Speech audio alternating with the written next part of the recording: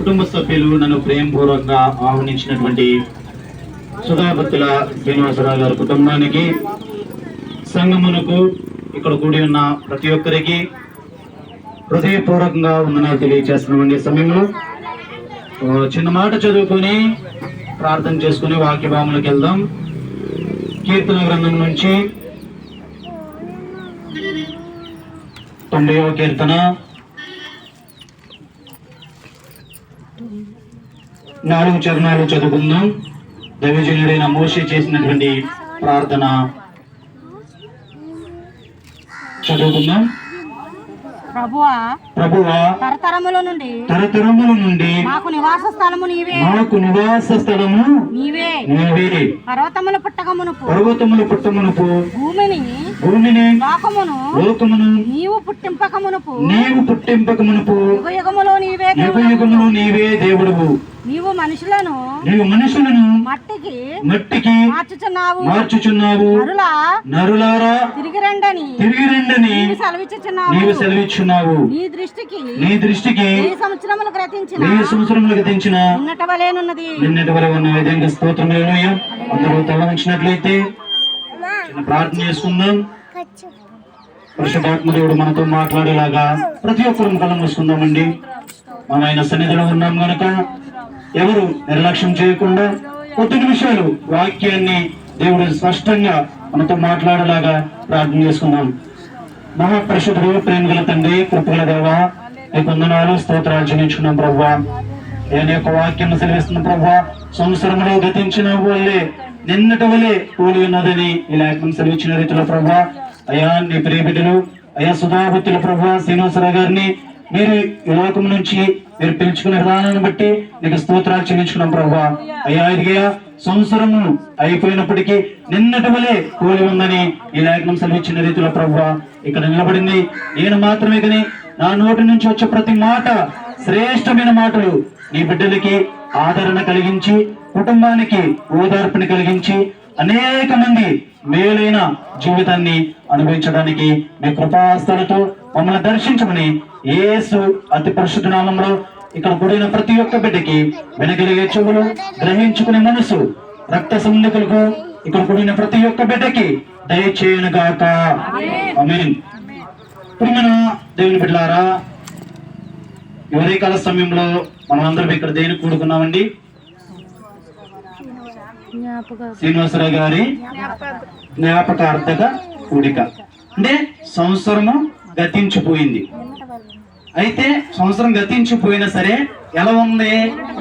నిన్నటి వలె ఉంది. ఈ లోకంలో ఉన్నటువంటి మనము మహాబలం ఉంటే మామూలుగా ఎన్ని సంవత్సరాలను బతుకుతామండి?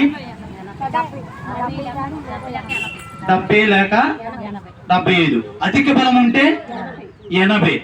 ఈ లోకంలో ఉన్న మనము ఏది సంపాదించినా అది ప్రతిదీ వ్యర్థమే అని ప్రసంగి గ్రంథంలో భక్తుడు తెలియజేసి ఉన్నాడు, జ్ఞాని సొలొమోను.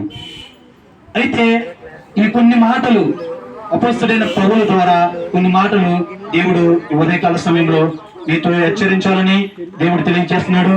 అపోస్తలుడైన పౌలు తెస్సలోనికి రాసినటువంటి మొదటి పత్రిక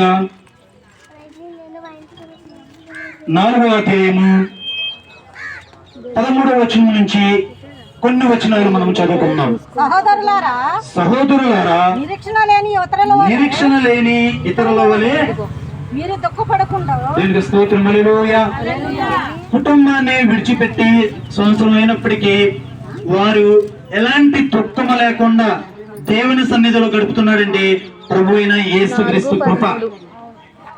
అదే ఈ లోకంలో ఉన్నటువంటి మానవులు ఒకవేళ కుటుంబం రక్షించబడలేదనుకోండి, ఈ లోకంలో ఉన్న మనము ఎంతో వేదన ఉంటుంది.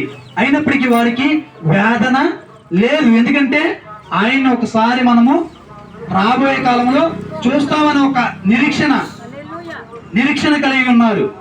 అటువంటి నిరీక్షణ ఇక్కడ కూడి ఉన్న ప్రతి ఒక్క బిడ్డ కలిగి ఉండాలంటే ప్రభువు నామములో వారు కూడా రక్షించబడాలి, బాప్తీసము తీసుకోవాలి, ప్రభు బల్లలో పాలు పొందాలి, పశ్చాత్తాపడి ఏ రోజుకి ఆ రోజు అనుదినము మనము మన హృదయాన్ని పరిశుద్ధపరచుకోగలిగితే ఒకనొక సమయంలో ఖచ్చితంగా ఆ సుధాభక్తుల శ్రీనివాసరావు గారిని మనము కలుసుకోవడానికి దేవుడు మంచి అవకాశం కలిగించాడు. దేవుడు దేవుని స్తోత్రం, హల్లెలూయా.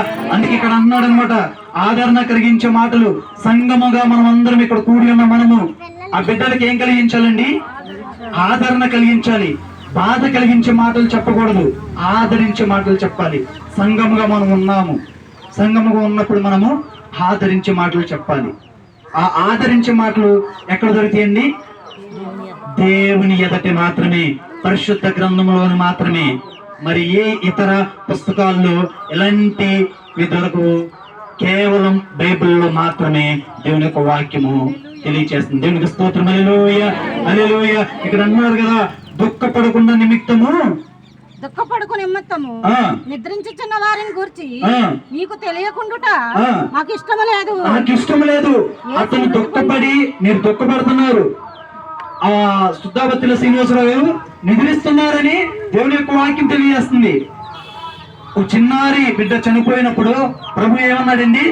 ఆ చిన్నారి చనిపోలేదు, నిద్రిస్తుంది అని దేవుని యొక్క వాక్యం అనేది తెలియజేస్తుంది. అదేవిధంగా లాజరును కూడా మార్త మరి ఏమని చెప్పాడండి? ప్రభు నిద్రిస్తున్నాడు అని చెప్పి ఉన్నాడు. ఈనాటి కాలంలో కూడా సుధాభక్తుల శ్రీనివాసరావు గారు ఒకవేళ దేవుని నమ్మి రక్షించబడితే ఆయన కూడా నిద్రిస్తున్నారని మనము జ్ఞాపకం చేసుకోవాల్సిందిగా ప్రభు పేరుకు మీకు మనం చేస్తున్నాం. దేవునికి స్తోత్రం, హల్లెలూయా, హల్లెలూయా. ఇక్కడ అదే దేవుని యొక్క వాక్యం తెలియజేస్తుంది. ప్రేమ దేవులారా, యేసు మృతి పొంది తిరిగి లేచినని మనము నమ్మినేడలా అదే ప్రకారము అంటే యేసు